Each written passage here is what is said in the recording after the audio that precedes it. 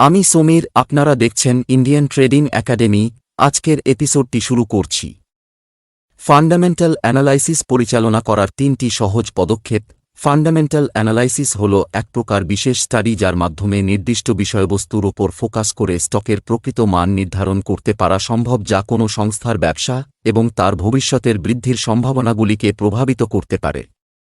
Fundamental analysis আমাদের শিখায় যে কিভাবে কোনো সংস্থার আর্থিক বিবরণের ফিনান্সিয়াল স্টেটমেন্টের উপর ভিত্তি করে মূল্যায়ন করতে হয় এবং এর থেকে কি ব্যাখ্যা করা যেতে পারে। ফিনান্সিয়াল স্টেটমেন্টসগুলি কোনো সংস্থার দীর্ঘায়ু এবং এটির প্রভাবিতকারী উপাদানগুলি পরীক্ষা করার পথ খুঁজে পেতে সহায়তা করে।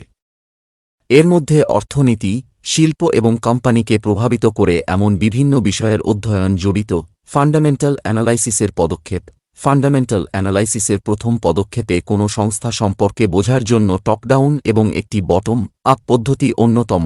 টপ ডাউন পদ্ধতিতে প্রথমে অর্থনীতি বিশ্লেষণ করে তারপরে শিল্প এবং সর্বশেষে কোম্পানির বিশ্লেষণ করা হয়ে থাকে। অপরদিকে বটম আপ পদ্ধতিতে প্রথমে কোম্পানি, তারপর শিল্প সেক্টর ও সর্বশেষে অর্থনীতিকে বিশ্লেষণ করা হয়। যে ক্ষেত্রে এই 3টি মূল বিষয়ের পজিটিভ সংযোগ থাকবে সেই ক্ষেত্রে বিনিয়োগের সিদ্ধান্ত নেওয়া যেতে পারে। দ্বিতীয় পদক্ষেপটিতে ফিনান্সিয়াল স্টেটমেন্ট এবং ফিনান্সিয়াল রেশিও অনুপাতকে ডিকোডিং করা হয়ে থাকে। এই কাজটি কোয়ান্টিটেটিভ অ্যাসেসমেন্ট হিসাবেও পরিচিত। যদি ফিনান্সিয়াল স্টেটমেন্ট কোম্পানির ভালো প্রবৃদ্ধির দিকে ইঙ্গিত বহন করে এবং ফিনান্সিয়াল রেশিও দক্ষতা মুনাফা অর্জনে ভালো বৃদ্ধি নির্দেশ করে এবং যদি কোম্পানির সচ্ছলতাও মজবুত থাকে, তবে আমরা বিনিয়োগের সিদ্ধান্ত নিতে পারি। কিভাবে আর্থিক অনুপাতও বিশ্লেষণ করবেন? ফান্ডামেন্টাল বিশ্লেষণের সাথে জড়িত তৃতীয় এবং শেষ পদক্ষেপটি ম্যানেজমেন্ট কোয়ালিটির বিশ্লেষণ, যা কোয়ালিটেটিভ অ্যাসেসমেন্ট নামে পরিচিত।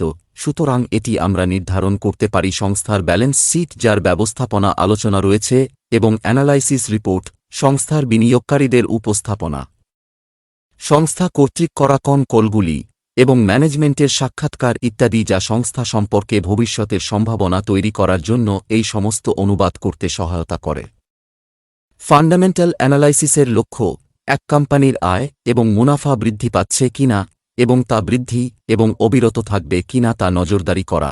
2 ম্যানেজমেন্ট ভুল তথ্য সরবরাহ করে বিভ্রান্ত করছে কিনা। 3 অভ্যন্তরীণ ব্যবসায়িক সিদ্ধান্ত গ্রহণকারী ম্যানেজমেন্টের মূল্যায়ন করতে। 4 এটি কি ভবিষ্যতে তার প্রতিযোগীদের পরাজিত করার পক্ষে দৃঢ় পর্যায়ে রয়েছে। 5 কোম্পানি ম্যানেজমেন্ট কি ঋণ পরিশোধ করতে সক্ষম। 6 একটি স্টকের অভ্যন্তরীণ মান ইন্ট্রিনসিক ভ্যালু সন্ধান করতে। সুতরাং আশা করি বুঝতে পেরেছেন, আমরা একটি তথ্য প্রযুক্তি সংস্থাকে উদাহরণ হিসাবে নিয়েছি। এইভাবে প্রথমে আমরা খাতটির অর্থনৈতিক অবস্থা কেমন তা যাচাই করব। সফটওয়্যার এবং হার্ডওয়্যার শিল্পের জন্য অর্থনীতিতে কি ভালো বিকাশের সম্ভাবনা রয়েছে। সরকারের নীতিগুলি কি বিশ্বব্যাপী ইতিবাচক এবং তারা তথ্য প্রযুক্তিতে ব্যয় করছে কিনা। সমগ্র বিশ্বে ভারতবর্ষ শীর্ষস্থানীয় এক তথ্য প্রযুক্তি সোর্সিং গন্তব্য। এর পরিষেবাগুলির জন্য বাজারের প্রায় 5% মার্কেট শেয়ার ভারতের দখলে রয়েছে। 2 এর পরে আমরা সেক্টর সম্ভাব্যতা যাচাই করব। বিশ্বজুড়ে সেক্টর সম্ভাবনা বৃদ্ধি হচ্ছে কিনা। সেক্টর কি অর্ডার এবং ক্রমবর্ধমান ব্যবসায়িক মার্জিনে ভালো বৃদ্ধি পাচ্ছে। সরকারগুলি কি বিশ্বব্যাপী ডিজিটাল অনুপ্রবেশ বাড়াতে কাজ করছে। ডিজিটাল বিভাগ থেকে উপার্জন পূর্বাভাসিত বিশ্বব্যাপী আয়ের 3.8% হবে বলে আশা করা হচ্ছে। 3 সবশেষে আমরা সেই সংস্থাটি যাচাই করব যা শিল্পে ভালো এবং যার ভবিষ্যতের সম্ভাবনা আশাব্যঞ্জক বলে মনে হচ্ছে। এরপরে আমরা তথ্য প্রযুক্তি সংস্থার গুণমান এবং গুণগত দিকটি যাচাই করব। আমরা সংস্থার দৃষ্টিভঙ্গি এবং ভবিষ্যতের সম্ভাবনা বিশ্লেষণ করব। আমরা আর্থিক প্যারামিটারগুলি লক্ষ্য করব এবং পুরো খাতের মধ্যে কোন সংস্থাটির বৃদ্ধি এবং দক্ষতা উভয় রয়েছে তা পরীক্ষা করে দেখার জন্য এর সমকক্ষদের মধ্যে তুলনা করব। সুতরাং এই সমস্ত গবেষণা এবং বিশ্লেষণের পরে আমরা একটি সেরা কোম্পানিতে বিনিয়োগ করতে প্রস্তুত। সারমর্ম টপ ডাউন বা বটম আপ পদ্ধতি দ্বারা বিশ্লেষণ করুন। কোয়ালিটেটিভে এবং কোয়ান্টিটেটিভ মানদণ্ড পরীক্ষা করে দেখুন। উপরের 2টি বিষয়বস্তু মূল্যায়ন করার পরে ঝুঁকি এবং রিটার্নগুলি বিশ্লেষণ করুন।